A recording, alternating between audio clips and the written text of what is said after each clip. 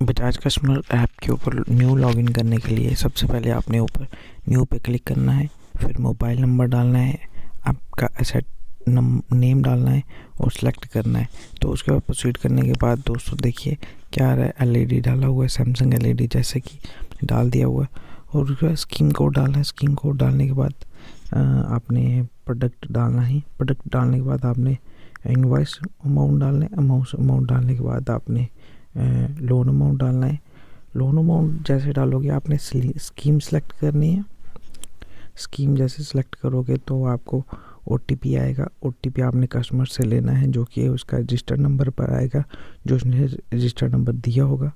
देखिए ये जैसे कि मैं ओटीपी डाल रहा हूँ, कंफर्म करना है। उसके बाद कंफर्म करने के बाद दोस्तों पैन कार्ड का नंबर डालना है।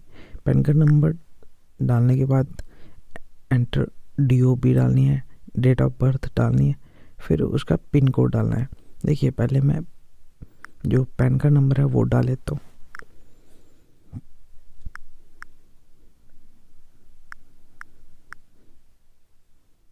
देखिए ये उसके बाद मैं डेट ऑफ बर्थ डाल रहा हूँ, जो कि मैं ऐसे वर्बली डाल रहा हूँ, कोई रियल नहीं है, सिर्फ आपको दिखाने के लिए।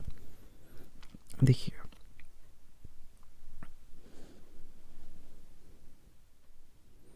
सबसे पहले मैं ये भी बता दूं, अगर किसी का फाइनेंस करना हो तो उसकी जो डेट ऑफ बर्थ है वो 21 साल के ऊपर होना चाहिए और उसका क्रेडिट स्कोर होना चाहिए।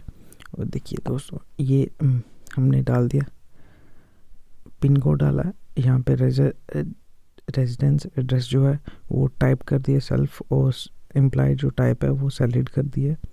तो उसके बाद जैसे फर्स्ट नेम और लास्ट नेम और जेंडर और एरिया लोकेलिटी जो है एड्रेस जो कस्टमर का है वो डालना है, सबमिट कर देना है। सबमिट सक्सेसफुल हो जाएगा। उसके बाद आपको अप्रूवल के लिए आपके पास डिटेल आएगा।